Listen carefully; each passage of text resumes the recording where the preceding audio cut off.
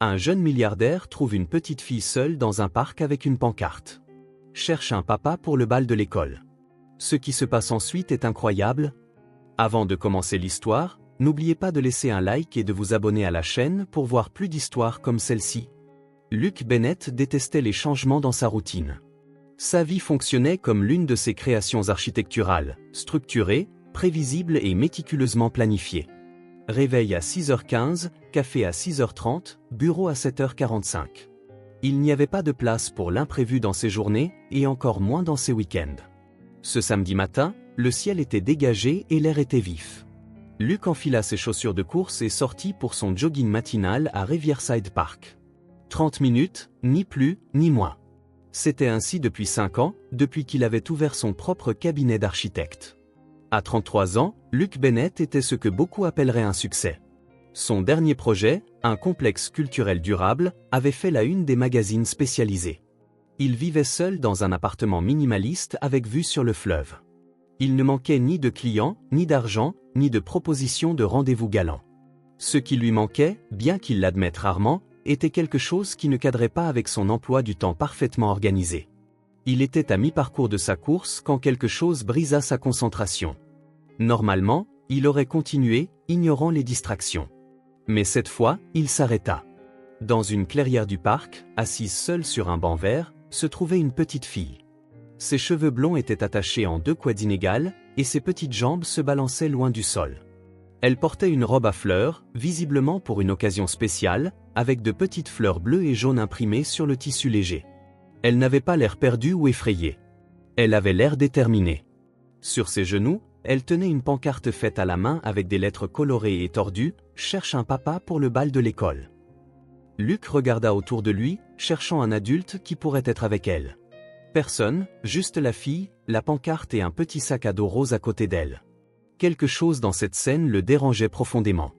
Il était en retard de 7 minutes sur sa routine.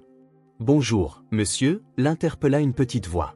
« Vous regardez ma pancarte ? Ça vous intéresse ?» Luke réalisa qu'il s'était complètement arrêté, fixant la fillette. Elle ne pouvait pas avoir plus de 5 ans, et sa voix avait cette douceur enfantine impossible à ignorer. « Tu ne devrais pas être seul ici, » répondit-il en s'approchant prudemment. « Où est ta maman ?» La petite fille haussa les épaules. « Je suis en mission importante, » dit-elle en ignorant sa question. « C'est très, très important. » Luke s'assit sur le banc, en gardant une distance respectueuse. « Et quelle est cette mission si importante ? Elle nécessite une pancarte ? J'ai besoin d'un papa pour le bal de l'école aujourd'hui. C'est un bal père-fille et je n'ai pas de papa. » Elle parlait avec la sincérité typique des jeunes enfants. La simplicité de sa réponse prit Luke au dépourvu.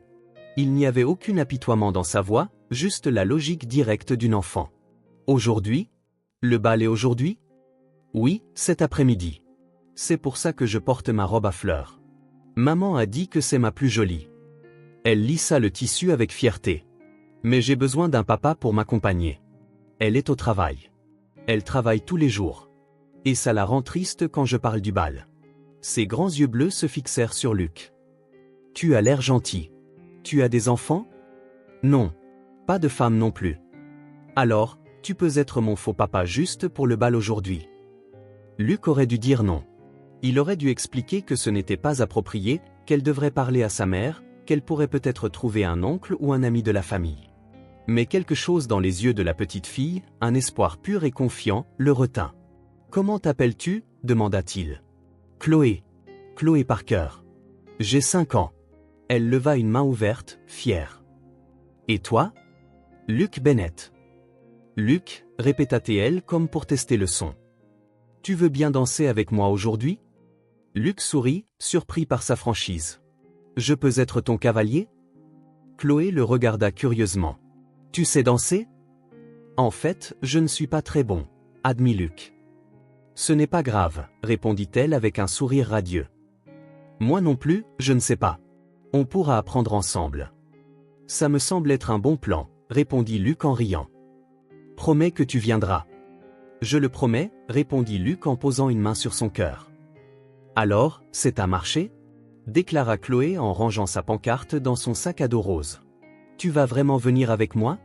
« Oui. En fait, je peux t'accompagner à l'école maintenant si tu veux. Les yeux de Chloé s'illuminèrent. Vraiment? Tu m'accompagnes maintenant? Bien sûr. Je ne peux pas laisser ma partenaire de danse y aller seule, n'est-ce pas? Chloé secoua la tête, rayonnante. Non, tu ne peux pas. Luc lui tendit la main, que Chloé prit aussitôt. Ensemble, ils commencèrent à marcher à travers le parc vers la sortie. L'école est par là, indiqua Chloé, guidant Luc avec l'assurance de quelqu'un qui connaissait bien le chemin. Ce n'est pas très loin. Pendant qu'ils marchaient, Chloé bavardait sans arrêt, parlant à Luc de son institutrice, de ses amis et de son excitation pour le bal. Il y aura du gâteau et de la musique, l'informa-t-elle, balançant ses pieds avec enthousiasme en marchant. Tu aimes le gâteau? J'adore le gâteau, surtout au chocolat. Moi aussi, s'exclama Chloé avec enthousiasme. On va être les meilleurs danseurs. Luc ne put s'empêcher de sourire devant son enthousiasme. Alors, c'est l'école primaire de Brookside sur la rue Maple. C'est ça, confirma Chloé en montrant une rue devant eux. C'est là-bas où il y a le grand drapeau. En approchant de l'école, Luc pouvait voir l'agitation des préparatifs de l'événement. Des enseignants et quelques parents arrangeaient des décorations dans la cour, et des bannières colorées annonçaient le bal annuel père-fille. Le bal est à 15h, expliqua Chloé, tenant toujours fermement la main de Luc. Il ne faut pas que tu sois en retard. Je ne suis jamais en retard, promit Luc. Alors qu'ils atteignaient les grilles de l'école, une femme d'âge mûr remarqua Chloé et s'approcha d'eux. Chloé, on t'attendait pour aider avec les décorations. Mademoiselle Émilie, s'exclama Chloé. J'ai amené mon cavalier pour le bal. L'enseignante regarda Luc avec une expression surprise, mais sourit poliment. Bonjour, je suis Emily Watson, l'institutrice de Chloé. Luc Bennett, se présenta-t-il en tendant la main. J'ai rencontré Chloé dans le parc aujourd'hui, et bien, elle m'a invité au bal. Mademoiselle Émilie sembla comprendre la situation immédiatement, jetant un regard compatissant à Chloé avant de sourire à nouveau à Luc. Eh bien, nous sommes ravis que vous puissiez venir. Le bal commence à 15h, et nous avons hâte de vous y voir. Je vais rester pour aider avec les décorations, annonça Chloé en lâchant la main de Luc. Tu reviendras à 15h, n'est-ce pas? Je serai là, l'assura Luc. Je ne serai pas en retard. Promesse du petit doigt? Chloé tendit son petit doigt. Luc croisa son petit doigt avec le sien, scellant le pacte. Promesse du petit doigt. Chloé sourit, satisfaite, et courut rejoindre d'autres enfants qui aidaient à gonfler des ballons. Mademoiselle Émilie resta un instant en arrière. Je vous remercie, dit-elle à Luc à voix basse. Certains enfants n'ont pas de parents présents pour ces événements, et cela signifie tout pour eux. Luc hocha la tête, sentant une boule dans la gorge. À 15h. En s'éloignant de l'école, Luc regarda en arrière et vit Chloé aider avec enthousiasme aux décorations, sa robe à fleurs se détachant parmi les autres enfants. L'image de la petite fille avec sa pancarte et sa détermination avait touché quelque chose en lui qui était en sommeil depuis longtemps. Pour la première fois depuis des années, Luc Bennett brisait sa routine, et étrangement, cela ne le dérangeait pas du tout. À 14h45 cet après-midi-là, Luc gara sa voiture devant l'école primaire de Brookside. Il avait troqué son jean et son t-shirt habituel contre un pantalon de ville et une chemise bleu clair.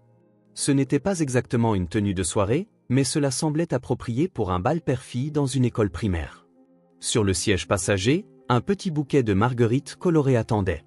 Luc ne savait pas s'il était d'usage d'apporter des fleurs à ce genre d'événement, mais il se souvenait de son propre père apportant des fleurs à sa sœur cadette lors d'occasions spéciales, et cela lui semblait être le bon geste. La cour de l'école était décorée de rubans et de ballons colorés. Des familles entraient par le portail principal.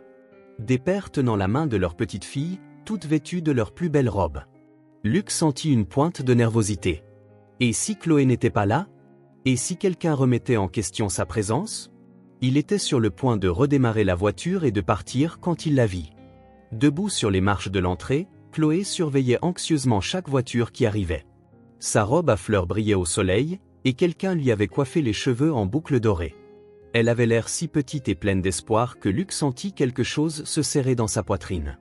Prenant une profonde inspiration, il attrapa les fleurs et sortit de la voiture. Quand Chloé l'aperçut, son visage s'illumina d'un sourire qui sembla transformer toute la cour de l'école. Elle descendit les marches en courant et s'arrêta devant Luc, sautillant presque d'excitation. « Tu es venu ?»« Bien sûr que je suis venu. J'avais promis. » Chloé hocha la tête comme si c'était exactement ce à quoi elle s'attendait, bien que ses yeux pétillants révèlent sa surprise et sa joie. « J'ai apporté ça pour toi », dit Luc en lui offrant le bouquet. Toute danseuse mérite des fleurs. Les yeux de Chloé s'écarquillèrent à la vue des marguerites colorées. « C'est pour moi, pour de vrai ?»« Pour de vrai. » Elle prit le bouquet avec révérence, comme s'il était en cristal. « Ce sont les plus belles fleurs du monde entier. » Luc sentit une chaleur étrange dans sa poitrine face à sa joie sincère. « Prête à me montrer comment on danse ?» demanda-t-il en lui tendant la main. « Oui. » Chloé attrapa sa main avec assurance. « Allons danser. » Le gymnase de l'école avait été transformé en salle de bal. Des ballons colorés et des serpentins décoraient le plafond. Des tables avec des nappes colorées entouraient la piste de danse, et un DJ passait de la musique entraînante. Des dizaines de pères et de filles dansaient déjà au centre. « C'est Lily », montra Chloé du doigt une fille en robe rose. « Et ça, c'est Emma, ma meilleure amie du monde entier. » Elle fit un signe frénétique à une petite fille avec des tresses, qui lui répondit. Luc laissa Chloé le guider vers une table dans un coin. Elle plaça soigneusement ses fleurs dans un gobelet d'eau qu'elle avait pris à la table des boissons pour qu'elle ne meure pas, expliqua-t-elle sérieusement. Une chanson entraînante commença et Chloé tira Luc par la main. « C'est ma chanson préférée. Dansons !» Sur la piste de danse, Chloé se mit à sauter et à tourner sans aucune coordination, mais avec un enthousiasme contagieux. Luc, se sentant d'abord maladroit, se retrouva bientôt contaminé par sa joie. Il commença à danser gauchement, faisant éclater de rire Chloé. « Tu danses bizarrement », s'exclama-t-elle entre deux rires. « Je t'avais prévenu », répondit Luc en exagérant encore plus ses mouvements maladroits. Pendant plusieurs minutes, ils dansèrent sans se soucier des regards curieux. Luc ne se souvenait pas de la dernière fois où il s'était autant amusé ou avait ri aussi librement. Quand un slow commença, Chloé le regarda avec attente. « Maintenant, c'est la vraie danse », dit-elle sérieusement. « Tu dois m'apprendre. » Luc la souleva, la plaçant debout sur ses chaussures. « Comme ça, tu ne m'écraseras pas les pieds, » expliqua-t-il. Chloé rit, s'accrochant à ses bras tandis que Luc se déplaçait doucement sur la piste. Elle leva les yeux vers son visage avec une expression de pur bonheur. « On danse vraiment ?» murmura-t-elle comme si c'était un secret magique entre eux. « Oui, c'est vrai », confirma Luc en la faisant tourner lentement.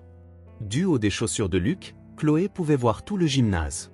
« Tout le monde nous regarde. »« C'est parce qu'on est les meilleurs danseurs », répondit Luc. « Même si on danse bizarrement. »« Surtout parce qu'on danse bizarrement. » Chloé rit à nouveau, un son qui semblait illuminer toute la pièce. Luc réalisa qu'il souriait tellement que son visage lui faisait mal. L'après-midi se poursuivit avec plus de danse, des jeux organisés par les enseignants et une table de dessert que Chloé visita 3 fois juste pour aujourd'hui, parce que c'est spécial, expliqua-t-elle la bouche pleine de chocolat.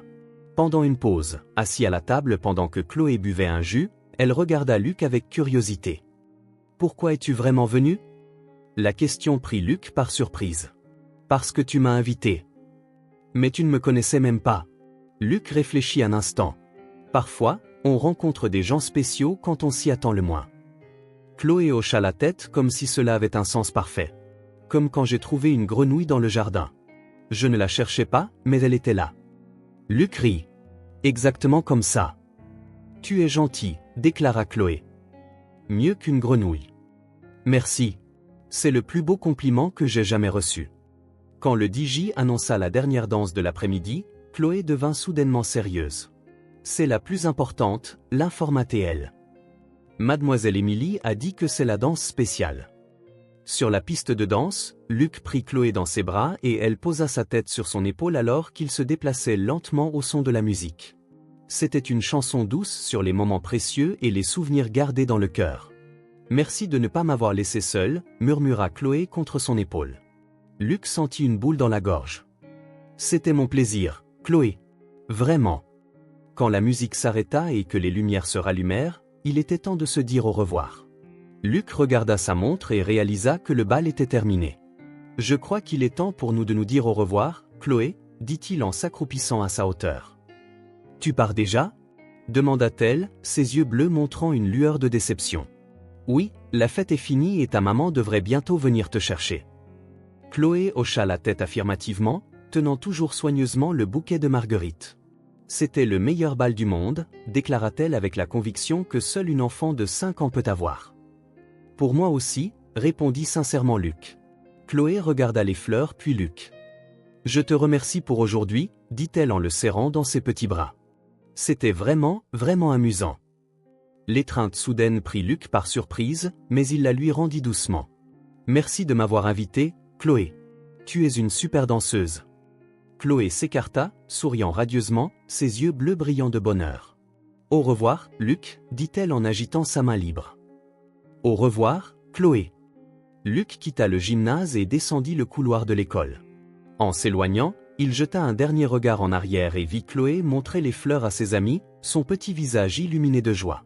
Sur le chemin du retour, Luc ne pouvait s'arrêter de sourire. Son appartement organisé, ses projets primés, sa routine parfaitement chronométrée. Tout cela semblait soudain moins important que le souvenir d'une petite fille dansant sur ses chaussures, riant comme si elle avait découvert le secret du bonheur. Cette nuit-là, pour la première fois depuis des années, Luc Bennett changea sa routine. Il ne vérifia pas ses emails. Il ne révisa pas ses projets. Il ne prépara pas son emploi du temps pour la semaine suivante. Au lieu de cela, il se tint sur le balcon de son appartement, regardant les étoiles, et pensant à des yeux bleus, à des danses maladroites, et au poids surprenant des mots « Merci de ne pas m'avoir laissé seul ». Quelque chose avait changé, et il savait qu'il n'y avait pas de retour en arrière possible. 3 jours après le bal, Luc se retrouva à conduire vers l'école de Brookside sans raison claire. Il se gara de l'autre côté de la rue, observant le flot d'enfants qui sortaient à la fin de la journée d'école. Il n'avait pas prévu cela, mais quelque chose le ramenait à cet endroit. C'est alors qu'il la vit, avec son sac à dos rose et ses cheveux blonds rebondissant alors qu'elle descendait les marches de l'école. Sans trop réfléchir, Luc sortit de la voiture et traversa la rue. « Chloé !» Elle se retourna au son de son nom et son visage s'illumina de surprise et de joie. « Luc, tu es revenu !» La façon naturelle dont elle courut vers lui et prit sa main fit sourire Luc. « Je pensais te rendre une petite visite. J'espère que ça ne te dérange pas. »« Ça ne me dérange pas du tout, » déclara Chloé en sautillant à côté de lui. « Tu veux voir mon école à l'intérieur ? Je peux te montrer ma classe, et où est la bibliothèque, et l'endroit où on prend notre goûter. » Son excitation était contagieuse. « J'adorerais une visite. » Fièrement, Chloé le guida à travers les couloirs presque vides de l'école, lui montrant chaque recoin comme s'il s'agissait d'un trésor caché. Sa salle de classe avec des dessins colorés sur les murs, la bibliothèque où elle empruntait des livres sur les animaux, la cafétéria où elle s'asseyait avec ses amis. Luc écoutait attentivement, fasciné non pas par la simplicité des lieux, mais par l'étincelle dans ses yeux alors qu'elle les lui montrait. En sortant, ils croisèrent Mademoiselle Émilie, qui sourit en voyant Luc. « Monsieur Bennett, quelle agréable surprise. »« Juste Luc, s'il vous plaît. »« Luc est venu me rendre visite, » annonça fièrement Chloé. « Je lui ai montré toute l'école. »« Je vois que vous vous êtes fait une admiratrice, » commenta Mademoiselle Émilie à voix basse à Luc. Elle n'a parlé que du bal toute la semaine. Luc sentit une chaleur dans sa poitrine. C'était amusant pour moi aussi. Maman vient me chercher à 17h, l'informa Chloé en regardant la grande horloge sur le mur. Tu restes jusque-là ? Luc hésita. Il ne voulait pas paraître intrusif ou créer une situation gênante avec la mère qu'il n'avait pas encore rencontrée. Peut-être pas aujourd'hui, Chloé. J'ai quelques petites choses à régler. La déception sur son visage était visible, mais elle ne dura qu'un instant. D'accord, mais tu reviendras un autre jour ? Si tu le veux. Je le veux, affirma-t-elle avec conviction. 2 jours plus tard, sans prévenir, Luc retourna à l'école. Quelque chose le poussait à revenir, comme si une partie de lui était restée à cet endroit. De nouveau, il attendit la sortie des élèves, et son cœur bondit quand il repéra Chloé dans la foule d'enfants. Quand elle le vit, son sourire fut immédiat et éclatant. « Tu es revenu encore ? Je me suis dit qu'on pourrait prendre une glace, » suggéra Luc. « Si ça te va. C'est plus que ça va. J'adore la glace. » Dans le petit glacier près de l'école, Chloé raconta avec enthousiasme sa journée. Comment elle avait réussi tous ses problèmes de maths. Comment elle avait aidé Mademoiselle Émilie à distribuer des livres. Comment elle avait défendu un camarade de classe quand d'autres garçons se moquaient de lui. « Tu aimes vraiment ton école, n'est-ce pas ?» observa Luc alors que Chloé s'attaquait à une boule de glace à la fraise. « Oui. J'apprends plein de choses, j'ai des amis et Mademoiselle Émilie est super gentille. » « Quelle est ta matière préférée ? » Chloé réfléchit un instant, sa cuillère en suspens. Les sciences. On apprend sur les animaux. La semaine dernière, Mademoiselle Émilie a apporté un vrai hamster pour qu'on le voie. Luc sourit à son enthousiasme. J'aimais les sciences quand j'étais enfant, moi aussi. Vraiment? Tu voulais être scientifique, toi aussi? Pendant un temps, puis j'ai décidé que je voulais construire des choses. Comme quoi? Des immeubles, des maisons, des ponts. Les yeux de Chloé s'écarquillèrent. Tu construis de vrais ponts? Je dessine comment ils doivent être construits. Je suis architecte. Architecte, répéta-t-elle soigneusement. Ça a l'air important. Luc rit. Parfois ça l'est. D'autres fois, c'est juste dessiner beaucoup de lignes et faire beaucoup de maths. Chloé hocha la tête comme si elle comprenait parfaitement. Le lendemain, à sa propre surprise, Luc se retrouva de nouveau en route pour l'école. Cette fois, il avait apporté un petit livre illustré sur l'architecture pour enfants qu'il avait acheté pendant sa pause déjeuner. Chloé fut ravie du cadeau. C'est pour moi? Pour de vrai? Pour de vrai. Je me suis dit que tu voudrais peut-être en savoir plus sur ce que je fais. Assis sur un banc du parc, Luc montra à Chloé les illustrations colorées de différents types de bâtiments, expliquant en termes simples comment ils étaient construits. Celui-là ressemble à l'immeuble où j'habite, s'exclama-t-elle en montrant l'illustration d'un immeuble d'appartement. C'est toi qui as dessiné mon immeuble? Luc rit. Non, mais j'ai dessiné des immeubles comme ça. Un jour, tu pourras venir voir mon immeuble. Il n'est pas aussi joli que ceux du livre, mais il y a une balançoire dans la cour de récréation qui va super haut. Ça a l'air génial, répondit Luc, remarquant comment Chloé l'incluait naturellement dans ses plans futurs. Alors qu'ils parcouraient le livre ensemble, une brise fraîche fit légèrement frissonner Chloé. Sans réfléchir, Luc retira sa veste et la posa sur ses épaules.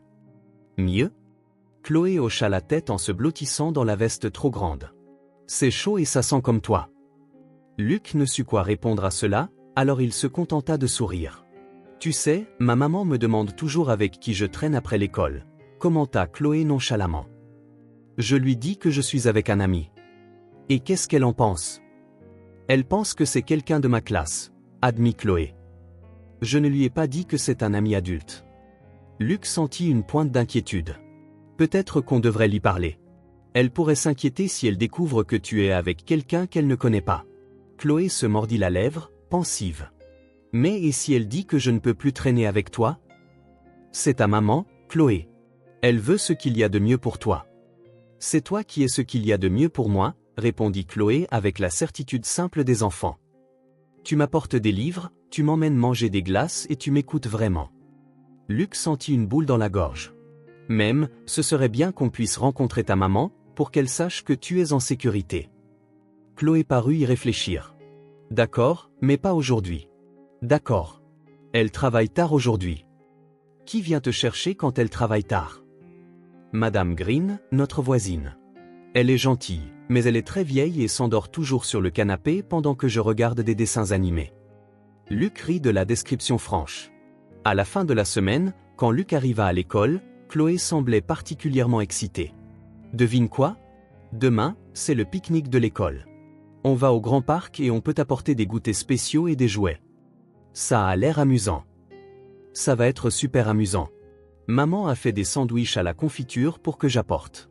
Mes préférés. Elle fit une pause, tripotant la sangle de son sac à dos. Tu pourrais venir aussi. Mademoiselle Émilie a dit que les familles sont les bienvenues. Luc hésita.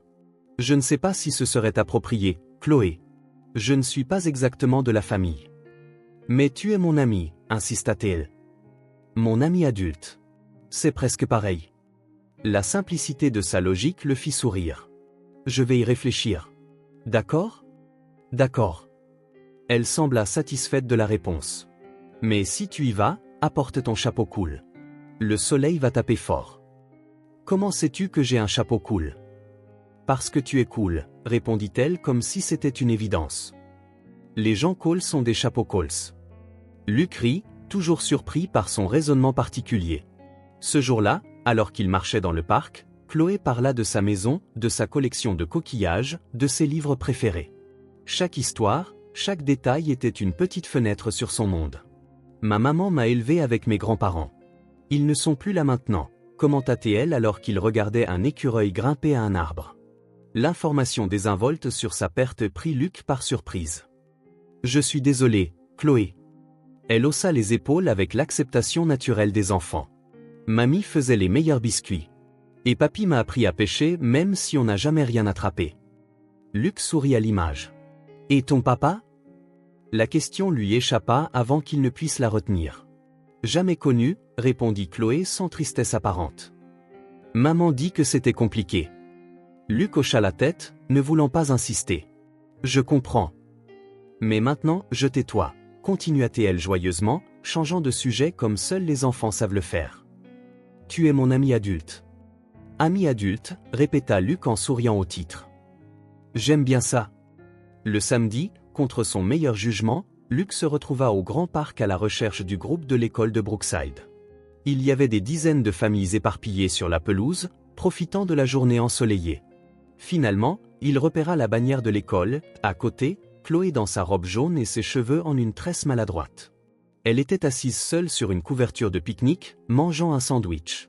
Quand Chloé le vit, son visage s'illumina et elle se leva d'un bond, courant vers lui. « Tu es venu. Et tu as apporté le chapeau cool. » Luc sourit, ajustant le chapeau en question. « Promesse, c'est promesse. Viens voir notre quoi. J'ai eu un super bon près du grand arbre. » Alors qu'une Chloé excitée le traînait, Luc remarqua les regards curieux de certains parents et enseignants.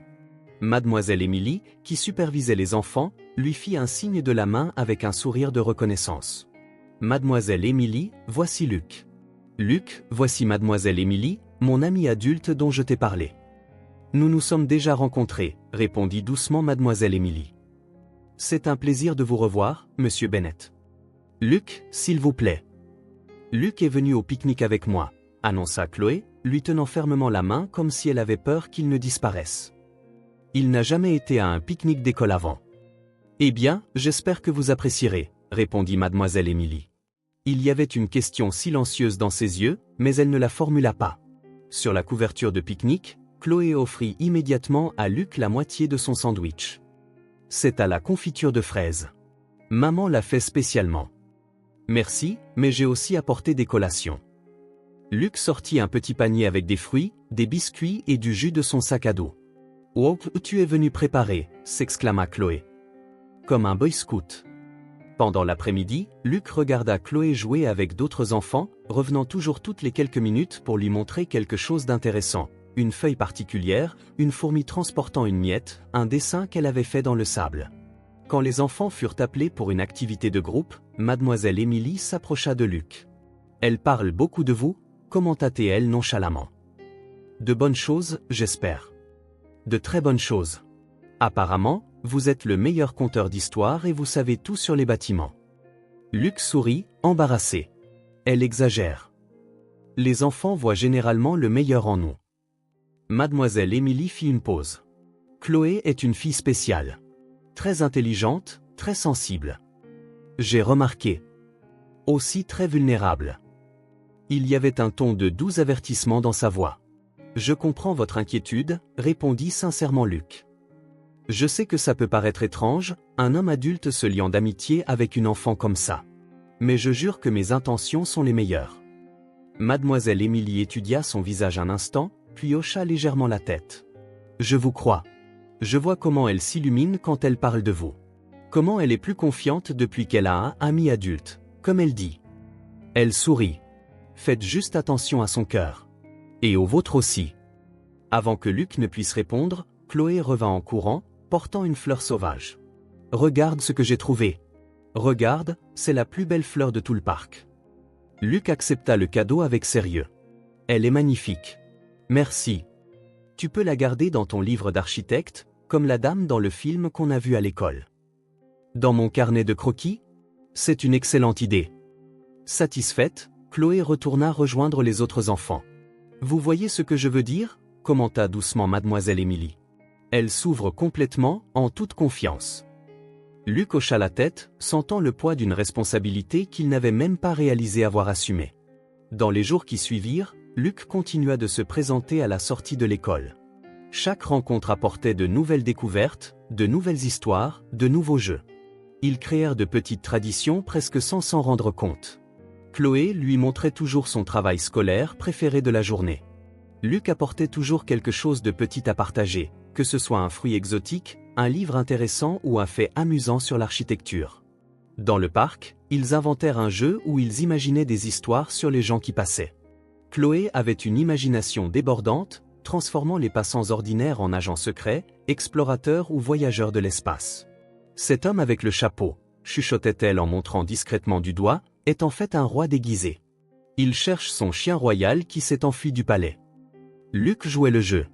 Et cette dame avec les sacs de course est en fait une scientifique qui fait des expériences avec différents types de pain. Chloé riait à s'en couper le souffle. Son rire contagieux faisait sourire Luc chaque fois qu'il l'entendait. Lors d'un de ces après-midi, alors que Chloé dessinait dans le carnet que Luc lui avait apporté, elle demanda nonchalamment « Luc, pourquoi tu aimes passer du temps avec moi ?» La question le prit par surprise. « Pourquoi je n'aimerais pas ? Tu es amusante, intelligente et tu as les meilleures histoires. » Chloé sembla y réfléchir. « Mais tu es un adulte. Les adultes préfèrent généralement les autres adultes. » Pas toujours. Parfois, les enfants sont bien plus intéressants. Pourquoi ? Parce que vous voyez le monde différemment, de manière plus vraie. On a vu ce nuage qui ressemblait à un dragon. Aucun autre adulte ne l'a vu, juste nous. Exactement comme ça. Tu es différent des autres adultes, déclara Chloé avec conviction. Tu peux encore voir les choses cool. Luc sentit quelque chose de chaud dans sa poitrine. C'était un compliment simple mais profondément significatif. Au fil des jours, Luc réalisa qu'il avait réorganisé sa vie autour de ces rencontres. Il annulait des réunions, reprogrammait des rendez-vous, tout ça pour être là quand Chloé sortait de l'école, pour voir son visage s'illuminer quand elle l'apercevait, pour entendre sa voix excitée raconter les aventures de la journée. Ses collègues remarquèrent le changement, la façon dont il vérifiait constamment l'horloge l'après-midi, comment il partait en toute hâte dès qu'il le pouvait. « Tu as quelqu'un de spécial ?» commenta une fois son partenaire avec un sourire entendu. Luc se contenta de sourire. « Oui, c'est vrai. » Mais il n'en dit pas plus. Comment pourrait-il expliquer que la personne qui avait transformé sa vie était une fillette de 5 ans avec des yeux bleus curieux et un sac à dos rose? Comment pourrait-il expliquer que, d'une manière ou d'une autre, en quelques semaines à peine, Chloé était devenue une constante dans ses pensées, ses projets et ses soucis? Il n'y avait pas d'explication logique, juste un lien qui grandissait naturellement à chaque rencontre, chaque histoire partagée, chaque rire spontané. Un lien que Luc sentait mais ne pouvait nommer. Fort, naturel et silencieux. C'est lors d'un après-midi ensoleillé dans le parc, alors qu'il regardait les canards dans l'étang, que Luc le remarqua pour la première fois. « Regarde, Luc, ce petit caneton suit sa maman, comme une ligne. » Chloé montra du doigt avec enthousiasme, penchant la tête sur le côté en observant la scène. Le geste était si familier que Luc sentit une étrange impression de déjà-vu. C'était exactement ce que lui-même faisait quand il réfléchissait à quelque chose d'intéressant. Le même penchant précis, le même froncement de sourcils. Ils suivent toujours leur mère en ligne, expliqua Luc. C'est comme ça qu'ils apprennent à trouver de la nourriture et à se protéger. Comme un cours de canard, demanda Chloé, la tête toujours penchée. Exactement. Un cours de canard. Alors qu'ils poursuivaient leur promenade, Luc observa d'autres petits gestes que Chloé avait inconsciemment commencé à adopter. La façon dont elle croisait les bras quand elle était pensive, comment elle levait un doigt pour souligner un point important dans ses histoires, comment elle plissait légèrement le nez quand quelque chose l'intriguait. De petites choses, insignifiantes et pourtant profondément significatives. Quelques jours plus tard, quand Luc la rejoignit après l'école, Chloé arriva en courant avec un morceau de papier coloré dans les mains. « J'ai fait un dessin en cours d'art. Regarde, c'est nous. » Luc examina l'œuvre sérieusement. Deux bonshommes allumettes, un grand et un petit, tous deux avec des cheveux jaunes et de grands sourires, se tenant la main devant ce qui ressemblait au parc où ils passaient tant d'après-midi. « C'est merveilleux, Chloé. Tu as parfaitement capturé nos sourires. Je peux en faire d'autres pour toi. Plein, pour que tu les mettes dans ta maison. » Luc sourit, ému par l'offre. « J'adorais ça. » Dans les jours qui suivirent, Chloé produisit une impressionnante collection de dessins. Luc et elle au zoo, au musée, mangeant une glace, nourrissant les canards. Chaque nouveau dessin était livré avec la même attente brillant dans ses yeux bleus. « Pour que tu n'oublies pas nos sorties, » expliquait-elle simplement. Luc gardait chacun d'eux soigneusement, et bientôt son réfrigérateur fut couvert des créations colorées de Chloé. Chaque dessin tenu par des aimants, comme de petites fenêtres sur de précieux moments partagés. Tu as les yeux comme les miens, observa Chloé un après-midi alors qu'ils partageaient une glace au chocolat. Elle le regardait directement avec une intensité surprenante pour une enfant de 5 ans. Luc sourit. Je suppose que oui. Bleu comme un ciel d'été. Mademoiselle Émilie dit que mes yeux sont spéciaux, qu'ils sont de la couleur de l'océan par temps clair. Mademoiselle Émilie a raison. Tes yeux sont très spéciaux. Chloé pencha la tête, réfléchissant à quelque chose. Tu penses que c'est pour ça qu'on est amis? Parce que nos yeux se ressemblent? La question innocente toucha quelque chose de profond en Luc. Je pense qu'on est amis parce qu'on s'entend bien. Parce qu'on aime les mêmes choses. Comme la glace au chocolat et les histoires de dinosaures, acquiesça-t-elle solennellement. Exactement. Chloé reporta son attention sur sa glace qui fondait rapidement. Mais Luc continua de penser à son observation. Il n'était pas le premier à remarquer la ressemblance. La semaine précédente, la mère d'un autre élève avait commenté nonchalamment que Chloé avait les yeux de son père. Luc avait souri poliment sans corriger l'erreur, ressentant un étrange mélange de gêne et d'autre chose, quelque chose qu'il ne pouvait nommer. Dans son bureau, Luc accrocha certains des dessins de Chloé au mur à côté de son bureau. Ses collègues remarquèrent le changement. Ils sont bons, commenta Megan, son assistante, en observant un dessin particulièrement coloré de deux bonshommes allumettes regardant les étoiles. Ta nièce? Non, répondit Luc, mais sans en dire plus. Comment pourrait-il expliquer qui était Chloé dans sa vie? Ami semblait inadéquat pour décrire le lien entre un adulte et une enfant de 5 ans. Mais que pouvait-il dire d'autre? Elle a du talent, continua Megan en regardant de plus près. Et des yeux bleus comme les tiens, d'après ce que je vois. Luc regarda le dessin où Chloé avait soigneusement coloré les yeux des deux personnages avec la même nuance de bleu vif. Coïncidence, murmura-t-il plus pour lui-même que pour Megan. Répondit-elle d'un ton qui suggérait qu'elle pensait le contraire. Un après-midi, lors d'un goûter au café près de l'école, Luc observa Chloé arranger méticuleusement son sandwich avant de manger, le coupant en carrés parfaits, exactement comme il le faisait. « Pourquoi tu le coupes comme ça ?» demanda-t-il, curieux. Chloé haussa les épaules. « C'est la bonne façon de manger un sandwich.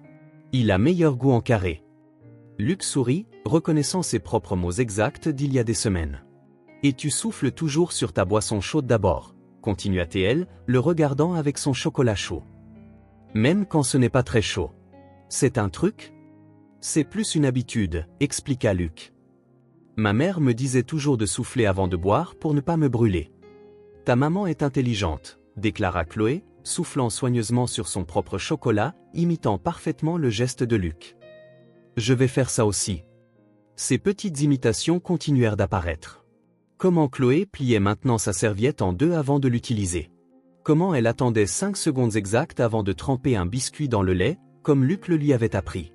Comment elle entrelaçait ses doigts quand elle se concentrait, un geste qu'il faisait inconsciemment lors de réunions importantes.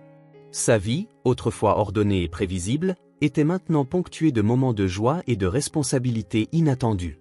Son appartement, autrefois minimaliste, avait maintenant de la couleur. Les dessins de Chloé couvraient son réfrigérateur, étaient encadrés sur le mur du salon et même sur sa table de chevet.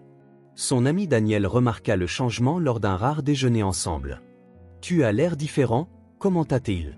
« Plus léger. » Luc sourit. « Je me sens différent. » C'est à cause de cette petite fille, Chloé, n'est-ce pas? Megan a mentionné que tu as ses dessins partout. Elle a changé ma perspective. Daniel hocha la tête, le regardant avec curiosité. Je n'aurais jamais pensé que tu serais du genre à t'attacher à un enfant. Tu étais toujours si concentré sur ta carrière, si indépendant. Je ne l'imaginais pas non plus, admit Luc. C'est arrivé sans que je m'en rende compte. Les meilleurs amours sont comme ça, répondit Daniel, surprenant Luc par sa perspicacité. Ils vous prennent par surprise quand vous ne cherchez même pas. Un après-midi, en attendant Chloé à la sortie de l'école, Luc observa les autres enfants courir vers leurs parents. Des câlins, des baisers, des sacs à dos portés, de petites mains tenant de plus grandes avec une confiance totale. Quand Chloé apparut à la porte, ses yeux cherchèrent immédiatement Luc, comme toujours. En le trouvant, son visage s'illumina d'un sourire qui semblait contenir toute la luminosité du soleil. Elle courut vers lui, se jetant dans ses bras ouverts avec un abandon complet. « Luc, tu m'as manqué !» Tu m'as manqué aussi, ma puce. Comment s'est passée ta journée? Super. J'ai appris sur les baleines et j'ai dessiné une énorme baleine bleue. Je vais faire un autre dessin pour toi, encore plus grand. Luc la serra dans ses bras, sentant le petit corps confiant contre lui, l'odeur des crayons de cire et du shampoing pour enfant à la pomme. Un sentiment profond et inexplicable l'enveloppa, protection, tendresse, quelque chose qui allait au-delà de tout ce qu'il avait jamais connu. Marchant main dans la main vers le glacier, Luc remarqua comment les gens leur souriaient, comment certains supposaient naturellement qu'ils étaient père et fille.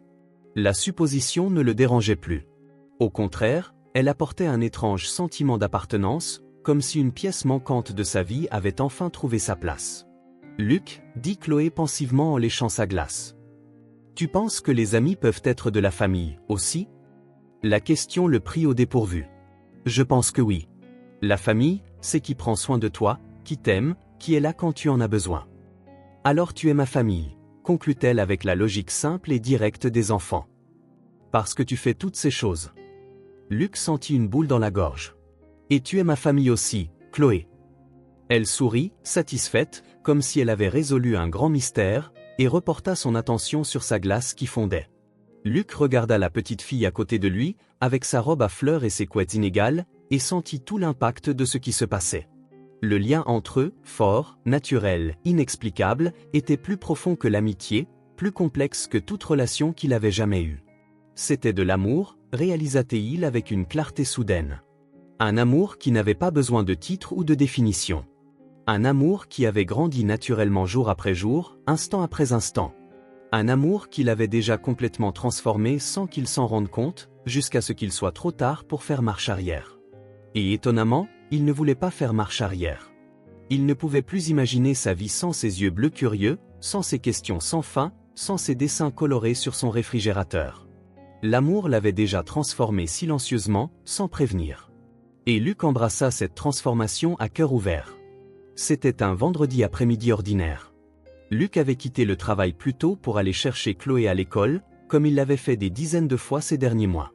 Ils avaient prévu d'aller au musée des sciences, qui venait d'ouvrir une nouvelle exposition sur les dinosaures, quelque chose dont Chloé parlait avec enthousiasme depuis des semaines. Le ciel était couvert, menaçant de pleuvoir, mais cela n'entamait pas l'enthousiasme de Luc. Il avait même acheté les billets à l'avance pour s'assurer qu'il n'aurait pas à faire la queue. Il arriva à l'école quelques minutes avant la cloche, se positionnant à son endroit habituel, adossé au grand arbre près du portail, où Chloé le cherchait toujours en premier. Il sourit à quelques parents qui le reconnaissaient maintenant de la routine, et fit un signe de la main à mademoiselle Émilie, qui traversait la cour avec une pile de livres. La cloche sonna, et les enfants commencèrent à sortir en petits groupes bruyants. Luc regardait la porte, cherchant les cheveux blonds de Chloé et son sac à dos rose. Quand il la vit, son visage s'illumina automatiquement. Elle courait vers lui avec ce grand sourire qu'elle lui réservait toujours. Une feuille de papier colorée à la main, probablement un nouveau dessin pour sa collection. « Luc, regarde ce que j'ai fait aujourd'hui. C'est un stégosaure. Hé, Chloé !» Une voix de femme coupa le bavardage excité de la fillette. Luc leva les yeux et vit une femme s'approcher rapidement. Cheveux blonds en chignon désordonné, blouse d'infirmière bleue, cernes prononcées sous les yeux de quelqu'un qui travaillait de nombreuses nuits. Mais ce furent les yeux qui le paralysèrent. Des yeux bleus qu'il connaissait bien, des yeux qu'il n'avait pas vus depuis plus de 6 ans, mais qui le hantaient dans des rêves occasionnels. Sophie. La femme s'arrêta brusquement en entendant son nom, le regardant enfin directement. Son visage perdit toute couleur. Luc. Le monde sembla se figer un instant. Le bruit des enfants, le vent dans les arbres, même la menace de la pluie. Tout disparut. Il n'y avait que ses yeux bleus qu'il réalisait maintenant être identiques à ceux de Chloé. « Vous vous connaissez ?» La voix de Chloé brisa le moment, les ramenant à la réalité. Sophie cligna rapidement des yeux, comme si elle sortait d'une transe. Elle tendit la main vers sa fille, ignorant la question. « On y va, Chloé. On est en retard. » « Mais maman, Luc et moi, on va voir les dinosaures aujourd'hui. Il a acheté des billets spéciaux et tout. » Sophie lança un regard à Luc qui contenait tant d'émotions contradictoires qu'il serait impossible de les déchiffrer. Peur, culpabilité, colère, surprise, tout se mélangea en une seconde de contact visuel avant qu'elle ne détourne à nouveau le regard. « Pas aujourd'hui, ma chérie. Mamie Ruth nous attend. Tu te souviens que je t'ai dit qu'elle venait nous rendre visite. » « Mais, pas de mais. Chloé, on y va. Le ton était final, n'admettant aucune discussion.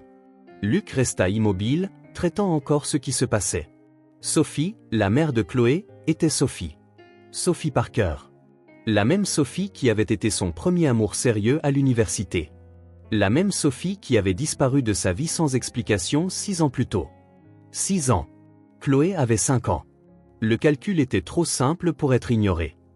Sophie, on peut parler ?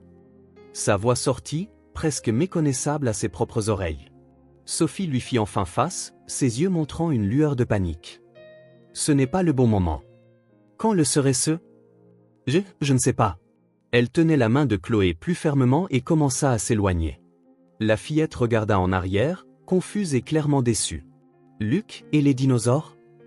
Un autre jour, Chloé, réussit-il à dire, essayant de garder sa voix stable pour l'enfant, même si son monde s'effondrait. Amuse-toi bien avec ta grand-mère. Promis, on ira un autre jour ? Avant qu'il ne puisse répondre, Sophie entraîna Chloé, accélérant le pas presque jusqu'à courir. Luc les regarda s'éloigner, toujours incapable de bouger. Une goutte de pluie tomba sur son visage, suivie d'une autre et encore une autre. Bientôt, il pleuvait à verse, mais il resta immobile sous l'arbre, trempé et en état de choc. Sophie, la mère qu'il n'avait jamais rencontrée, la femme qui travaillait double, qui avait élevé Chloé avec l'aide de ses grands-parents aujourd'hui décédés, la femme qui n'avait apparemment jamais mentionné son existence à sa fille. Et Chloé, avec ses yeux bleus si semblables aux siens, avec sa façon de pencher la tête quand elle pensait, avec sa détermination têtue, avec son amour pour la glace au chocolat. Chloé, qui pouvait l'être ? Non. Il ne pouvait pas tirer de conclusion hâtive. Il y avait des explications alternatives. Les coïncidences existaient. Il devait parler à Sophie pour comprendre ce qui se passait. « Monsieur Bennett, tout va bien ?» Mademoiselle Émilie s'approcha, tenant un parapluie. Son visage montrait une réelle inquiétude. « Vous êtes trempé. Voulez-vous entrer et attendre que la pluie passe ?» Luc secoua la tête, sortant enfin de sa torpeur. « Je vais bien, merci. »« Vous êtes sûr ? On dirait que vous avez vu un fantôme. » « D'une certaine manière, c'est le cas, marmonna-t-il, plus pour lui-même que pour l'enseignante. »« Je suis désolé. Rien. Je dois y aller. »« Merci, mademoiselle Émilie. » Luc marcha machinalement jusqu'à sa voiture, s'assit au volant et fixa la pluie qui s'abattait contre le pare-brise. Son esprit travaillait frénétiquement, essayant de traiter la révélation de ces brèves minutes. Sophie Parker. Après toutes ces années. La même Sophie qui avait disparu de sa vie quand ils étaient en dernière année d'université, sans explication, sans un adieu convenable. La même Sophie qui n'avait jamais répondu à ses appels, qui avait changé de numéro, dont leur ami commun avait dit qu'elle avait été transférée dans une autre université. La même Sophie qui était maintenant la mère de Chloé. Chloé qui était entrée dans sa vie en tenant une pancarte dans le parc. Chloé qui l'appelait mon ami adulte. Chloé qui partageait tant de ses manières, de ses goûts, de ses expressions. Chloé qui pouvait être sa fille. Le passé ne frappait pas seulement à sa porte. Il l'enfonçait, exigeant d'être reconnu.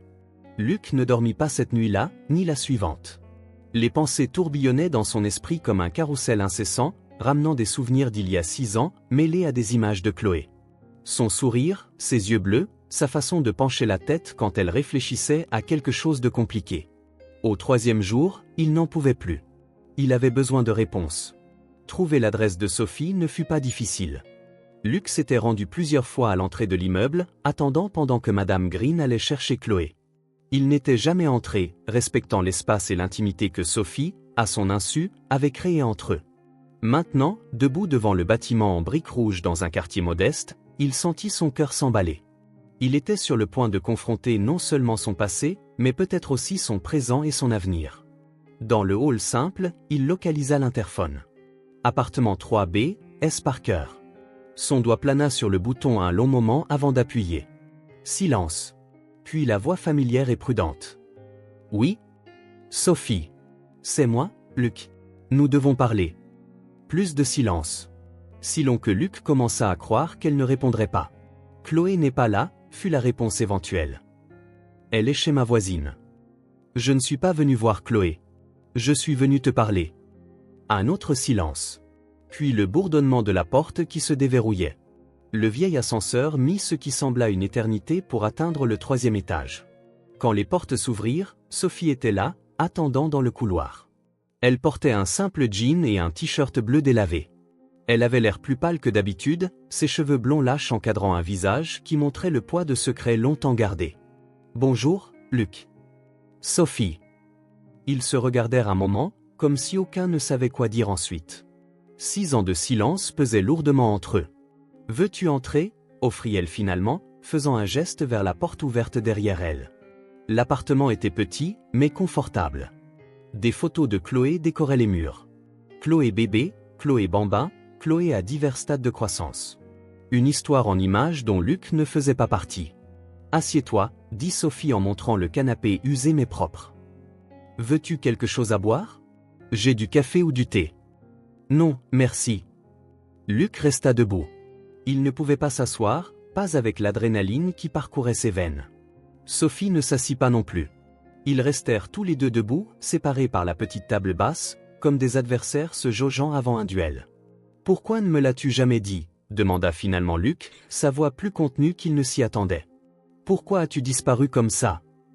Sophie détourna le regard, ses doigts tordant nerveusement l'ourlet de sa chemise. « C'est compliqué.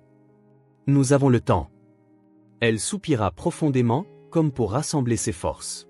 Elle s'assit finalement, s'effondrant presque sur le canapé, et Luc suivit son exemple, gardant ses distances. « Tu avais tellement de projets, » commença Sophie, sa voix à peine un murmure. « Ton stage à New York, ton master en architecture, cette bourse internationale que tu voulais tant. Tu en parlais tout le temps, construisant ton avenir pas à pas. Et moi, j'essayais juste de décider entre la pédiatrie et les soins infirmiers. » Luc fronça les sourcils. « Qu'est-ce que ça a à voir avec ? » « Mes parents disaient qu'il valait mieux en finir, » interrompit-elle, les mots sortant maintenant en cascade. « Mieux avant que je ne sois blessé, que tu ne resterais pas. » Luc se sentit comme s'il avait reçu un coup de poing dans le ventre. « Et tu les as crus ?» Sophie le regarda enfin, ses yeux bleus, les mêmes que ceux de Chloé, brillant de larmes non versées. « J'étais jeune, effrayée et j'avais honte. »« Honte de quoi ? De nous ?» Elle secoua la tête, passant ses mains dans ses cheveux dans un geste nerveux que Luc se souvenait bien. « Honte de ne pas être assez, de ne pas avoir de grands projets comme toi, de penser que tu finirais par t'en rendre compte et me quitter. » Sophie, je t'aimais. L'aveu sortit facilement, naturellement, même après tant d'années. « Je ne t'aurais jamais quitté. »« Je le sais maintenant, » soupira-t-elle. Mais à 21 ans, quand mes parents me remplissaient la tête de toutes les raisons pour lesquelles notre relation ne fonctionnerait pas à long terme, il semblait plus facile d'y mettre fin avant que l'inévitable n'arrive. Luc secoua la tête, essayant de comprendre. « Eh bien, tu aurais pu me parler. On aurait pu trouver une solution ensemble. »« J'aurais dû. » Le silence tomba de nouveau entre eux. Luc regarda autour de lui les photos de Chloé, les jouets soigneusement rangés dans une boîte dans le coin, les livres pour enfants empilés sur la table d'appoint. La présence de la fillette imprégnait chaque centimètre de l'appartement. La question qu'il voulait vraiment poser lui brûlait les lèvres, mais quelque chose le retenait. Le regard de Sophie, un mélange de culpabilité, de peur et de vulnérabilité, était trop douloureux pour être confronté pour le moment. Et peut-être qu'au fond de lui, il connaissait déjà la réponse. Tous les signes étaient là, trop évidents pour être ignorés. « Je dois y aller, » dit Luc brusquement en se levant. « C'est trop à digérer d'un coup. » Sophie se leva aussi, son visage un masque de sang-froid forcé, bien que ses yeux révèlent la douleur qu'elle ressentait. « Je comprends. » Luc se dirigea vers la porte, mais s'arrêta avant de l'ouvrir. « Je reviendrai, Sophie. Nous avons encore des choses à nous dire. » Une lueur de quelque chose, soulagement, espoir, traversa son visage. « Je sais. » Sans un autre mot, Luc partit, fermant doucement la porte derrière lui. 3 jours plus tard, le téléphone de Luc sonna. C'était Sophie. « On peut se voir ce soir ? » « Oh ? Chez moi. Chloé passe la nuit chez une amie de l'école. Je serai là à 19h. » Alors que le soir tombait, Luc se retrouva de nouveau dans l'appartement de Sophie. Cette fois, elle l'invita à s'asseoir sur le petit balcon, à peine plus qu'un rebord avec de la place pour 2 chaises, mais qui offrait une vue sur le parc où tout avait commencé. Sophie avait fait du café. Les 2 tasses fumant entre eux semblaient une offrande de paix, un symbole de civilité pour une conversation qui serait tout sauf simple. Pendant de longues minutes, ils s'assirent en silence, regardant le ciel s'assombrir progressivement. Ce fut Sophie qui parla finalement, sa voix presque un murmure. J'ai découvert que j'étais enceinte 3 semaines après avoir rompu avec toi. Luc ferma les yeux un instant, absorbant la confirmation de ce qu'il avait déjà soupçonné.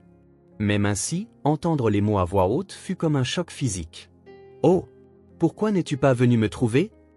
Sa voix sortit rauque, émue. « J'avais le droit de savoir. »« Je le sais maintenant, » répondit Sophie en regardant ses propres mains. À l'époque, ça semblait impossible. J'avais déjà décidé qu'il valait mieux pour toi que tu suives ton propre chemin sans moi. Une grossesse n'aurait fait que tout compliquer. Mes parents m'ont aidé à élever Chloé. Je n'ai jamais eu le courage de te chercher. 6 ans, Sophie. Luc lutta pour garder sa voix sous contrôle. Nous avons perdu 6 ans. Je sais. Des larmes commencèrent à couler sur son visage. Pas un jour ne passe sans que je ne le regrette. Est-ce ma fille ? La question flotta entre eux, chargée de tant d'émotions et de possibilités qu'elle semblait avoir un poids physique. Sophie leva les yeux, croisant le regard de Luc. Lentement, elle hocha la tête, les larmes coulant maintenant librement sur son visage. Tu ne le savais pas, mais elle t'a choisi. L'impact des mots le frappa comme une vague physique. Luc sentit le monde tourner autour de lui. Malgré toutes les suspicions, tous les signes, entendre la confirmation était tout autre chose. Chloé était sa fille. La fille à la pancarte dans le parc. L'enfant qui avait transformé sa vie ces derniers mois. La petite personne dont les dessins couvraient son réfrigérateur, dont les histoires remplissaient ses journées, dont le sourire illuminait son monde, était sa fille. Luc sentit des larmes lui brûler les yeux. Il ne pouvait pas parler. Il n'y avait pas de mots pour exprimer le tourbillon d'émotions qui l'inondait. Choc, joie, colère pour le temps perdu, peur de l'avenir, amour écrasant. Sophie resta silencieuse, lui donnant de l'espace pour digérer. Le seul son était le bourdonnement lointain de la ville et la respiration lourde de Luc alors qu'il essayait de reprendre le contrôle. Finalement, quand il put parler, sa voix était épaisse d'émotion. Tout ce temps, tous ces mois ensemble, et je ne savais pas. J'ai réalisé qui tu étais quand je t'ai vu avec elle à l'école, avoua Sophie. C'était comme si le monde s'arrêtait. Je n'aurais jamais imaginé que vous vous rencontreriez comme ça. De toutes les personnes dans le parc ce jour-là. Comment est-ce arrivé ? Le destin ? La coïncidence ? Sophie haussa les épaules, un triste sourire aux lèvres. Ou peut-être quelque chose de plus profond. Quelque chose que ni toi ni moi ne pourrions expliquer. Luc pensa à tous les moments partagés avec Chloé. Les histoires dans le parc. Les glaces au café. Les dessins sur le réfrigérateur. Comment elle courait vers lui après l'école. Comment elle tenait sa main avec une confiance totale. Comment elle partageait ses secrets et ses rêves. Comment elle penchait la tête comme lui quand elle était pensive. Comment elle avait ses yeux, son sourire, sa façon de voir le monde. Et soudain, tout avait un sens. Le lien immédiat, la connexion inexplicable, l'amour qui avait émergé naturellement, sans effort. Ce n'était pas une coïncidence. C'était sa propre chair et son propre sang. Les jours qui suivirent la révélation passèrent dans un tourbillon d'émotions pour Luc. Choc, joie, colère pour le temps perdu, peur de l'avenir. Tout tourbillonnait dans son cœur alors qu'il essayait de digérer la vérité. Chloé était sa fille. Au début, Sophie suggéra qu'ils gardent leur distance pendant un certain temps pour qu'ils puissent tous les deux absorber la situation. Luc refusa fermement. « J'ai déjà perdu 5 ans, dit-il. Je ne perdrai pas un jour de plus. » Ils convinrent alors de maintenir leur routine de rencontre avec Chloé pendant qu'ils décidaient comment et quand lui dire la vérité. Pour la petite fille, rien ne changea. Luc resta son ami adulte qui venait la chercher à l'école, l'emmenait manger des glaces et écoutait ses histoires sans fin sur les dinosaures et les étoiles. Mais pour Luc, tout était différent. Chaque sourire de Chloé, chaque geste, chaque mot avait une nouvelle signification. Elle n'était pas seulement une enfant à laquelle il était attaché. Elle était sa fille, son sang, une partie de lui qui existait dans le monde à son insu. Dans les moments où ils étaient ensemble, Luc se retrouvait à étudier chaque détail de son visage, identifiant des traits qui venaient de lui, des manières qui avaient été transmises sans contact. La façon dont elle fronçait les sourcils quand elle se concentrait, la façon dont elle penchait la tête quand quelque chose l'intriguait, même son rire, ce rire qu'il avait toujours réchauffé à l'intérieur, avait des échos du sien. Comment n'avait-il pas remarqué avant ? Comment n'avait-il pas vu l'évidence juste sous ses yeux ? Un après-midi ensoleillé, Luc emmena Chloé au zoo. La regardait courir d'un enclos à l'autre, ses yeux bleus grands ouverts de fascination, c'était comme voir un morceau de sa propre enfance revivre. « Luc, regarde. Le lion me regarde !» cria-t-elle en montrant le grand félin qui se reposait paresseusement au soleil. « Il doit te trouver intéressante, » répondit Luc en s'accroupissant à côté d'elle. « Tu crois qu'il pense que je suis son petit ?» demanda Chloé, son imagination toujours en ébullition. Le mot « petit » frappa Luc de manière inattendue. « Fille. Sa fille. » Peut-être, réussit-il à répondre, l'émotion lui serrant la gorge. Chloé ne sembla pas remarquer son hésitation, courant déjà vers l'enclos suivant où des singes faisaient des acrobaties sur des cordes suspendues.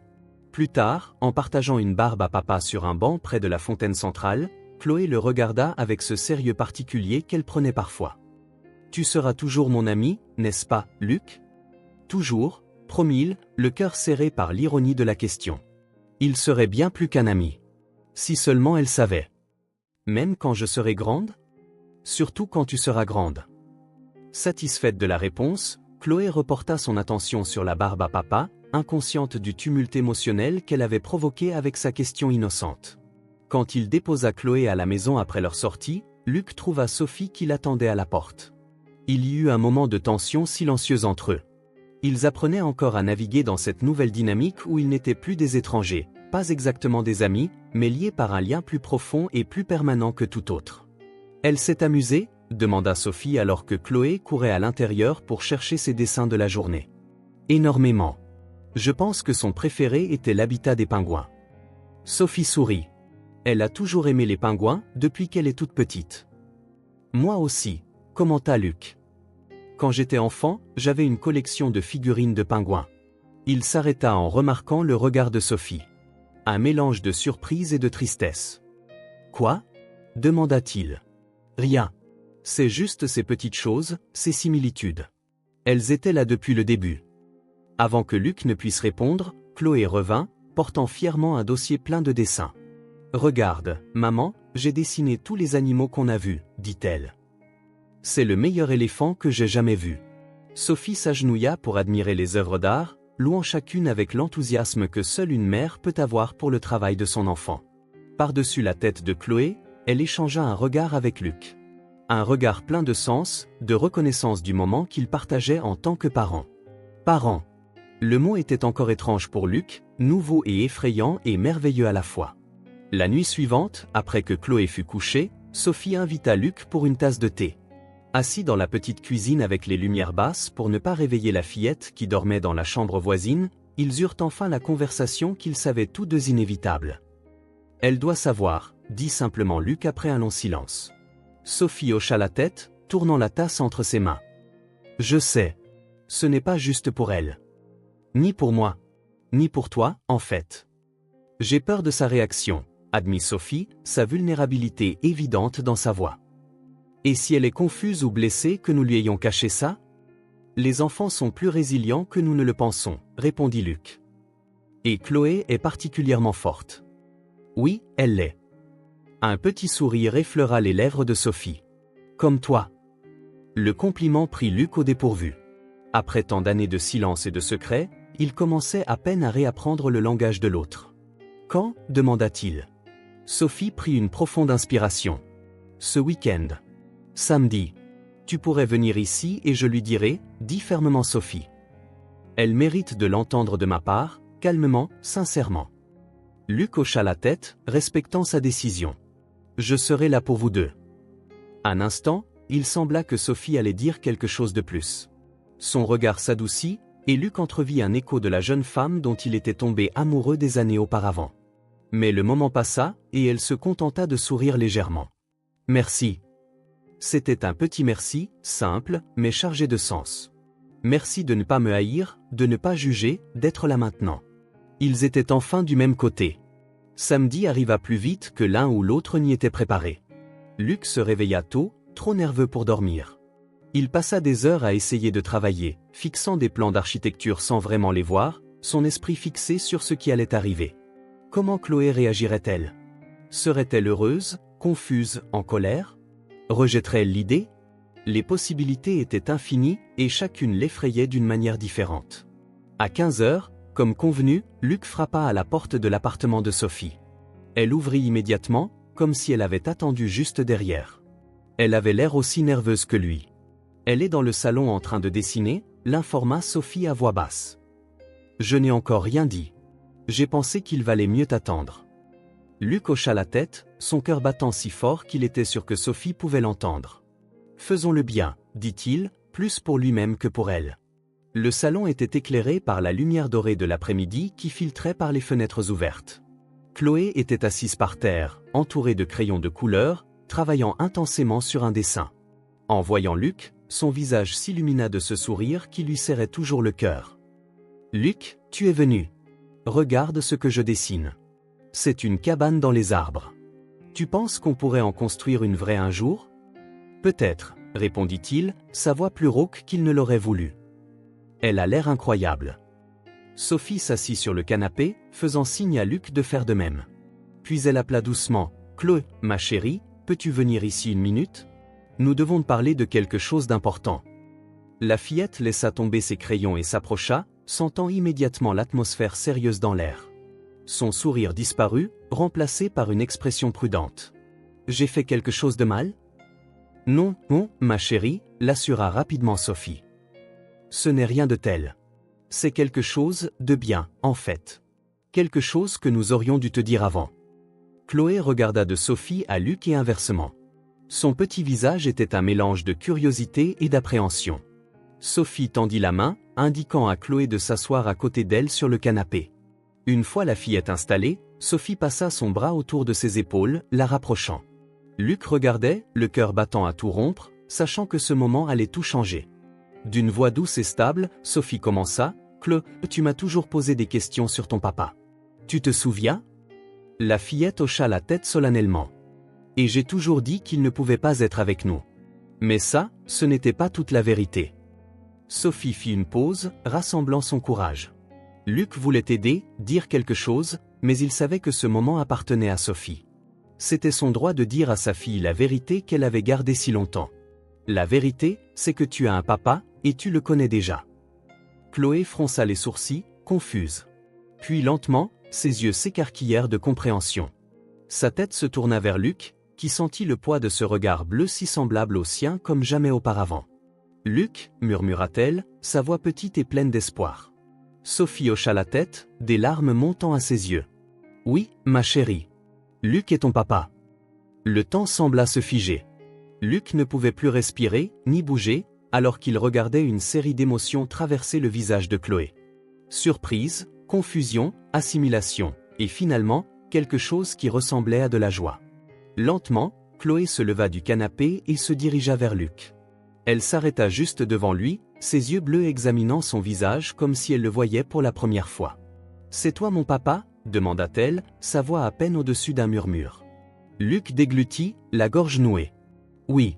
Mais même sans le savoir, je t'aimais déjà. » Pendant un instant terrible, Chloé le fixa simplement, son petit visage illisible. Puis, sans prévenir, elle se jeta dans ses bras, le serrant avec toute la force que son corps de 5 ans pouvait rassembler. « Tu es le meilleur papa du monde », déclara-t-elle contre sa poitrine. Luc la serra en retour, des larmes coulant maintenant librement sur son visage.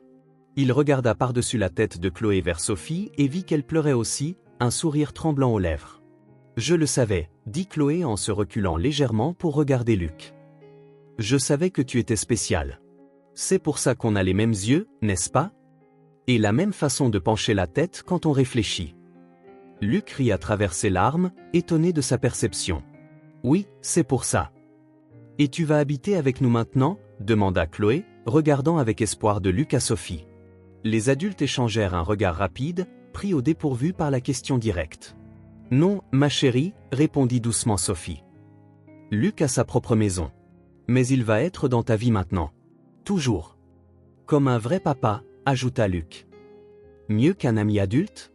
demanda Chloé avec ce sérieux adorable qu'elle prenait parfois. « Différent, » répondit prudemment Luc. « Être ton papa, c'est le travail le plus important que j'ai jamais eu. » Cela sembla satisfaire Chloé, qui sourit et le serra de nouveau dans ses bras. « Alors, je peux t'appeler papa maintenant ?» La simplicité de la question faillit achever Luc. « J'adorerais ça, » réussit-il à dire, la voix étranglée par l'émotion. Sophie regardait la scène, des larmes silencieuses coulant toujours sur son visage. Quand Luc leva les yeux vers elle, il vit non seulement de la tristesse pour le temps perdu, mais aussi du soulagement et peut-être, juste peut-être, une lueur d'espoir pour l'avenir. Chloé, apparemment fatiguée de l'intensité émotionnelle, se détacha soudainement. « Je vais faire un nouveau dessin », annonça-t-elle. « De notre famille. » Alors qu'elle retournait en courant vers ses crayons de couleur, Luc et Sophie échangèrent un regard chargé de sens. Ce ne serait pas facile. Il y avait des années d'absence à rattraper, des explications plus détaillées qui devraient être données à mesure que Chloé grandirait. Une nouvelle dynamique familiale à naviguer. Mais pour l'instant, dans ce moment parfait, c'était suffisant. Chloé connaissait la vérité. Luc était père, non seulement par le sang, mais reconnu, accepté, aimé. Et pour la première fois depuis des années, l'avenir semblait plein de possibilités lumineuses. Les premières semaines après la révélation furent une période d'ajustement pour tout le monde. Une nouvelle routine commença à se former, aussi naturelle qu'inattendue, réorganisant les vies de Luc, Sophie et Chloé autour d'une vérité désormais partagée. Pour Chloé, la transition fut étonnamment douce.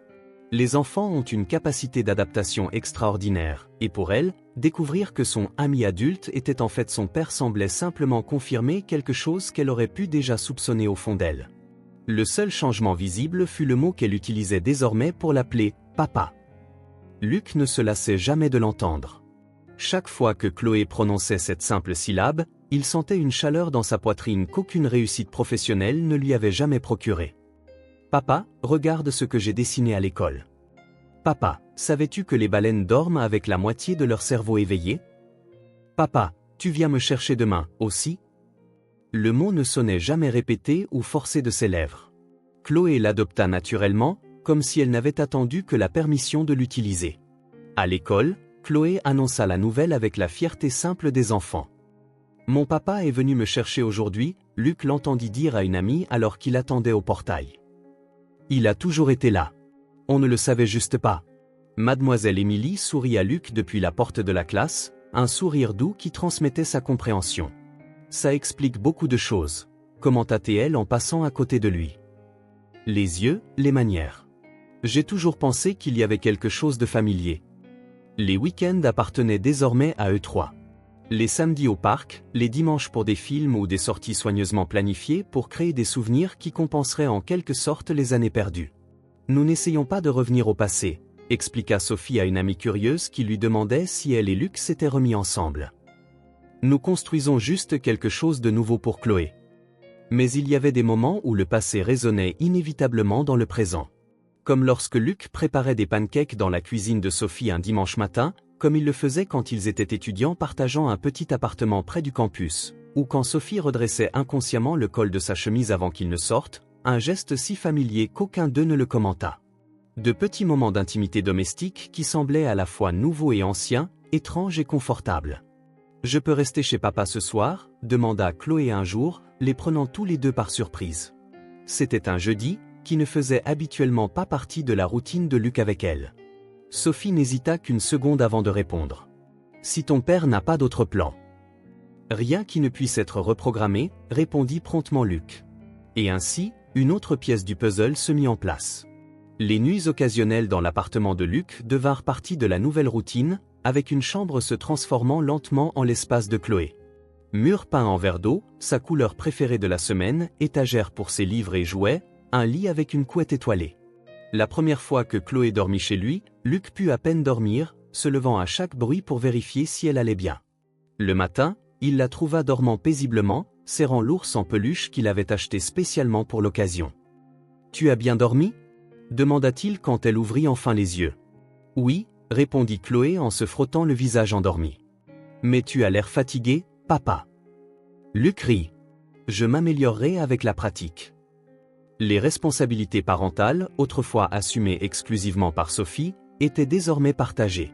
Luc apprit les routines scolaires, les rendez-vous chez le médecin, les préférences alimentaires, les allergies, les peurs nocturnes, et toutes les 1000 petites choses qui composent la vie d'un enfant. « Elle n'aime pas les carottes », expliqua Sophie alors qu'ils préparaient le dîner ensemble, se déplaçant dans la petite cuisine dans une danse synchronisée qui ne nécessitait aucun mot. « Mais si tu les mélanges bien dans la sauce, elle ne s'en rend même pas compte. » Notez, répondit Luc, mémorisant déjà l'information avec tant d'autres. Chloé dormait mieux avec une veilleuse allumée. Elle adorait les histoires sur l'océan.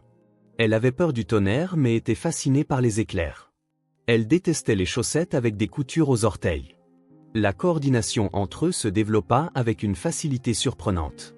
Des SMS sur les horaires scolaires, des appels rapides pour savoir qui irait chercher Chloé quel jour, des consultations sur des décisions qui n'appartenaient autrefois qu'à Sophie. « Je crois qu'elle a de la fièvre », dit Luc un soir, sa main sur le front d'une Chloé qui s'était endormie sur le canapé pendant un film. « Pas trop haute, mais il y a un thermomètre dans le tiroir de la salle de bain », répondit Sophie, allant déjà le chercher. Et du réducteur de fièvre dans l'armoire de la cuisine, deuxième étagère. Ils travaillèrent ensemble, prenant sa température, administrant le médicament, plaçant des compresses fraîches sur le front de Chloé. Quand la fièvre tomba enfin vers minuit, ils soupirèrent tous les deux de soulagement. « Tu es doué pour ça », commenta Sophie alors qu'il rangeait le médicament. « Patient, calme. »« J'ai eu un bon professeur », répondit Luc. Et le sourire qu'ils échangèrent contenait plus que du soulagement pour l'amélioration de Chloé. Il y avait aussi les moments discrets, presque imperceptibles, où le regard de Sophie croisait celui de Luc par-dessus la tête de Chloé pendant le dîner, ou quand leurs doigts se frôlaient brièvement en se passant le sel. De petites étincelles de quelque chose de non dit, d'inexploré, mais définitivement présent. Aucun d'eux ne mentionnait ces moments. Il y avait un accord tacite que l'accent était mis sur Chloé, que leur relation était maintenant celle de coparents, de partenaires dans cette nouvelle configuration familiale. Mais parfois, quand Chloé dormait et qu'ils partageaient une tasse de thé sur le balcon, parlant de la journée ou faisant des plans pour le week-end, le silence entre les phrases portait des questions non posées, des possibilités inexplorées. « Elle a tes yeux », dit Sophie un soir, regardant une photo récente de Chloé sur le téléphone de Luc. « J'ai toujours eu peur que quelqu'un le remarque. » Et mon entêtement, apparemment, ajouta Luc avec un sourire. « Oh, ça, elle l'a définitivement hérité de toi, » rit Sophie. « Je me souviens encore comment tu pouvais argumenter pendant des heures sur la meilleure façon de concevoir une cabane dans les arbres. Parce que j'avais raison. Tu vois, tout comme toi. » Ils rirent ensemble, un instant, c'est comme si les 6 années de séparation n'avaient jamais existé. Mais ils savaient tous les deux que ce n'était pas si simple. Le temps avait passé. Ils avaient changé. La vie avait pris des chemins différents. Et pourtant, « Vous êtes amoureux ?» demanda Chloé un jour, direct comme toujours, alors qu'ils mangeaient une glace tous les trois après un après-midi au zoo. Luc s'étouffa avec son cornet au chocolat. Sophie rougit, les yeux fixés sur sa propre glace. « Non, ma chérie, » répondit finalement Sophie. « Ton papa et moi, on est amis. On était parents. Mais on peut être amoureux aussi, non ?» insista Chloé avec la logique simple des enfants. Comme les parents d'Emma. C'est compliqué, Chloé, essaya d'expliquer Luc. Parfois, les adultes peuvent être parents ensemble sans être amoureux. Chloé réfléchit un instant, le front plissé de concentration. Être un adulte, c'est ennuyeux, déclara-t-elle finalement, reportant son attention sur sa glace qui fondait. Trop de choses compliquées. Luc et Sophie échangèrent un regard par-dessus sa tête, un regard qui en disait long sans avoir besoin de mots. Au fil des semaines, la nouvelle routine se solidifia. Luc réorganisa complètement sa vie professionnelle pour s'adapter à son rôle de père. Les réunions furent déplacées, les projets redimensionnés, les priorités réajustées. « Je n'aurais jamais pensé te voir quitter le bureau à 17 heures précises », commenta son partenaire, surpris par la nouvelle ponctualité de Luc en fin de journée de travail. « J'ai des engagements plus importants maintenant », répondit simplement Luc. Sophie fit aussi des ajustements. Après des années à assumer seule la responsabilité d'élever Chloé, se permettre de partager ce fardeau fut un processus graduel. « Tu n'as pas besoin d'appeler pour vérifier si tout va bien », dit-elle à Luc la 3e fois qu'il appela pendant le premier week-end que Chloé passa entièrement avec lui. « Je te fais confiance. » Ces 3 mots signifiaient plus qu'il n'y paraissait. Faire confiance à Luc avec Chloé était la reconnaissance finale qu'il était bien un père, pas seulement de nom ou de sang, mais dans la pratique quotidienne. Un soir tranquille, en regardant Chloé jouer sur l'aire de jeu du parc près de l'appartement de Sophie, Luc réfléchit à la façon dont sa vie avait changé en quelques mois seulement. Si quelqu'un m'avait dit au début de l'année qu'en juillet je serais père, j'aurais pensé que c'était impossible, commenta-t-il. Sophie sourit, ses yeux suivant Chloé alors qu'elle se balançait de plus en plus haut, criant pour qu'il la regarde. Et si quelqu'un m'avait dit que Chloé aurait enfin son père dans sa vie et que ce serait si naturel, je ne l'aurais pas cru non plus. Regardez comme je vais haut, cria Chloé depuis la balançoire. On te voit, ma chérie, répondit Sophie en agitant la main, puis plus bas à Luc. Ça a été bon pour elle. Pour nous tous, en fait. Luc hocha la tête, ressentant une vague de gratitude pour le chemin inattendu que sa vie avait pris. Une famille non conventionnelle. Une nouvelle façon d'être une famille, corrigea doucement Sophie. Luc aima cette définition. C'était exactement ça, pas une tentative de recréer ce qui aurait pu être, mais la construction de quelque chose de nouveau basé sur le présent, pas sur le passé. Il regarda Sophie un instant, son profil délicat contre la lumière du soir, ses cheveux blonds négligemment attachés, ses yeux attentifs suivant chaque mouvement de Chloé. La femme qui avait été son premier véritable amour, la mère de sa fille, la personne avec qui il partageait maintenant la responsabilité la plus importante de sa vie. Comme si elle sentait son regard, Sophie se tourna vers lui. Un instant, quelque chose passa entre eux, une reconnaissance peut-être de tout ce qu'ils avaient perdu, et simultanément de tout ce qu'ils avaient trouvé. Ils ne retournaient pas au passé, mais ils laissaient un nouveau présent s'épanouir. L'automne arriva, peignant les arbres du parc de nuances de rouge et d'or. 3 mois s'étaient écoulés depuis la révélation qui avait transformé leur vie, et la nouvelle routine ne semblait plus si nouvelle. Elle était simplement devenue leur vie. Luc passait 4 nuits par semaine dans son appartement et 3 sur le canapé-lit du salon de Sophie pour être présent au matin de Chloé. La fillette partageait son temps entre les deux maisons, transportant jouets et livres d'un endroit à l'autre dans son sac à dos rose, s'adaptant à la nouvelle dynamique avec la flexibilité naturelle des enfants. Pour tout observateur extérieur, il ressemblait à une famille à tous égards, sauf sur le papier. Ils partageaient les repas, les responsabilités, les décisions. Ils assistaient ensemble aux réunions scolaires. Ils planifiaient les vacances et les anniversaires. Ils travaillaient en équipe pour donner à Chloé la stabilité et l'amour que chaque enfant mérite. Et pourtant, il y avait une ligne invisible que ni Luc ni Sophie n'avaient osé franchir, une frontière tacite entre ce qu'ils étaient coparents, partenaires dans l'éducation de Chloé, et ce qu'ils pourraient être. Jusqu'à cette nuit d'octobre. Chloé s'était endormie après son histoire du soir, épuisée par une journée dans un parc d'attractions, un cadeau de Luc pour ses bons résultats à l'école. Sophie trouva Luc sur le petit balcon, regardant les lumières de la ville avec une tasse de thé à la main. « Elle dort ?» demanda-t-il alors que Sophie faisait glisser la porte vitrée et sortait le rejoindre. « Comme une pierre. Je pense que tu l'as épuisée avec tous ces manèges. » Luc sourit. C'était le plan. Sophie s'assit dans la chaise à côté de lui, enfilant un pull sur ses épaules pour se protéger de l'air frais de la nuit. Pendant quelques instants, ils s'assirent en silence, profitant du calme après une journée bien remplie. « Elle est si heureuse », commenta finalement Sophie. « Je ne l'ai jamais vue comme ça avant.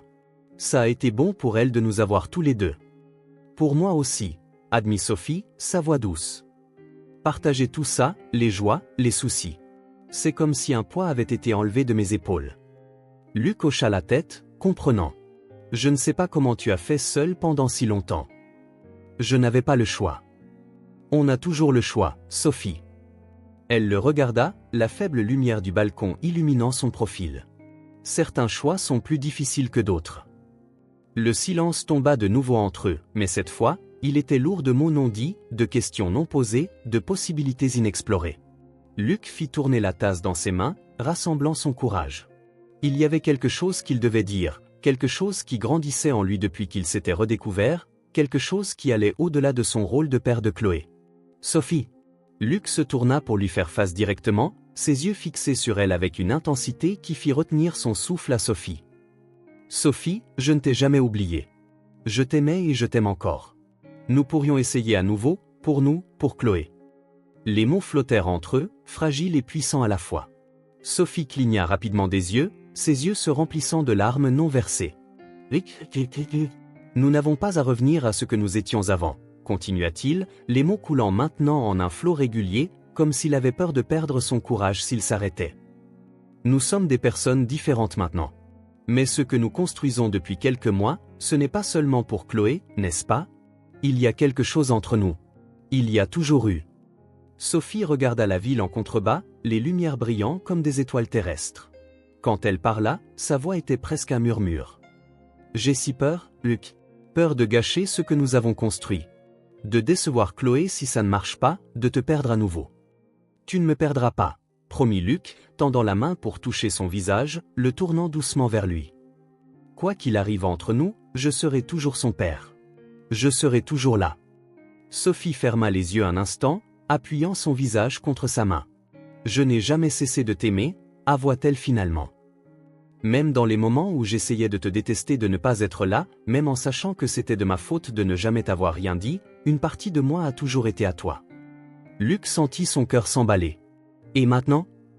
Sophie ouvrit les yeux, un doux sourire se formant sur ses lèvres, même si une seule larme coulait sur sa joue.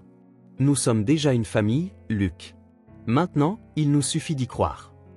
Elle tendit la main, entrelaçant ses doigts avec les siens. Le geste simple, leurs mains jointes sous les étoiles, semblait sceller une promesse plus grande que tous les mots ne pourraient l'exprimer. Ce n'était pas un retour au passé, mais un pas en avant vers un avenir qu'il n'avait osé qu'imaginer. Luc porta sa main à ses lèvres, l'embrassant doucement. On y arrivera cette fois. Cette fois, nous avons une raison encore plus grande de le faire, répondit Sophie, ses yeux se portant brièvement vers la fenêtre de la chambre où Chloé dormait paisiblement. Pendant un long moment, ils restèrent là, les mains entrelacées, les regards connectés, le silence entre eux n'étant plus lourd d'incertitude, mais de possibilités. Je pense, dit finalement Luc, sa voix basse pour ne pas rompre le charme du moment, à tout ce que nous avons perdu. 6 ans, Sophie. 6 ans que nous aurions pu passer ensemble, à regarder Chloé grandir, à construire notre vie. Je sais, répondit Sophie, la douleur évidente dans sa voix. Pas un jour ne passe sans que je ne regrette le choix que j'ai fait. Je ne dis pas ça pour te faire culpabiliser, clarifia rapidement Luc. C'est juste, je ne veux plus perdre de temps. Je ne veux pas de 6 autres années de ici. Sophie hocha la tête, comprenant. Que suggères-tu ? Rien de précipité, l'assura-t-il. On peut y aller doucement, découvrir qui nous sommes maintenant, en tant qu'adultes, en tant que parents. Mais je veux être avec toi, Sophie. Je veux que nous soyons une vraie famille. Nous sommes une vraie famille, corrigea doucement Sophie. Nous n'avons pas besoin de papier ou d'alliance pour ça. Je sais, sourit Luc. Mais je veux plus que de simples responsabilités partagées et un canapé-lit occasionnel. Je veux partager ma vie avec toi. Je veux être là quand tu te réveilles et quand tu t'endors. Je veux des disputes sur qui a laissé le dentifrice ouvert et qui a oublié de payer la facture d'électricité. Je veux la totale, Sophie. Un rire doux s'échappa de ses lèvres, mêlé aux larmes qui coulaient maintenant librement. Je n'aurais jamais pensé que quelqu'un pourrait rendre les factures impayées et le dentifrice romantique. C'est un don, plaisanta Luc, puis redevint sérieux. Qu'en penses-tu ? Sophie prit un moment pour répondre, ses yeux cherchant les siens avec une intensité qui fit presque s'arrêter le cœur de Luc. Je pense que j'ai mis trop de temps à croire que nous pouvions être heureux, que nous méritions d'être heureux ensemble. Cette nuit-là, assis sur le petit balcon sous le ciel étoilé, ils firent un choix. Non pas poussés par l'impulsivité de la jeunesse ou des fantaisies romantiques, mais avec la clarté qui vient de l'expérience, de la perte, des regrets, et surtout, de l'amour qui avait survécu à tout. Un choix sans réserve. Quand ils se levèrent enfin pour rentrer, la nuit était devenue tardive, mais quelque chose de nouveau avait commencé. Ils s'arrêtèrent à la porte de la chambre de Chloé, la regardant dormir. La petite fille qui, sans le savoir, avait réuni ses parents, recousant le tissu d'une famille qui n'avait jamais eu la chance d'exister auparavant. Sophie posa sa tête sur l'épaule de Luc, sa main toujours dans la sienne. « Et tu penses qu'elle sera heureuse » murmura-t-elle. Luc sourit, se souvenant de la question innocente de Chloé des semaines auparavant. « Vous êtes amoureux » ? Je pense qu'elle attend ça depuis plus longtemps que nous. Sophie rit doucement, et le son réchauffa le cœur de Luc comme rien d'autre ne le pouvait.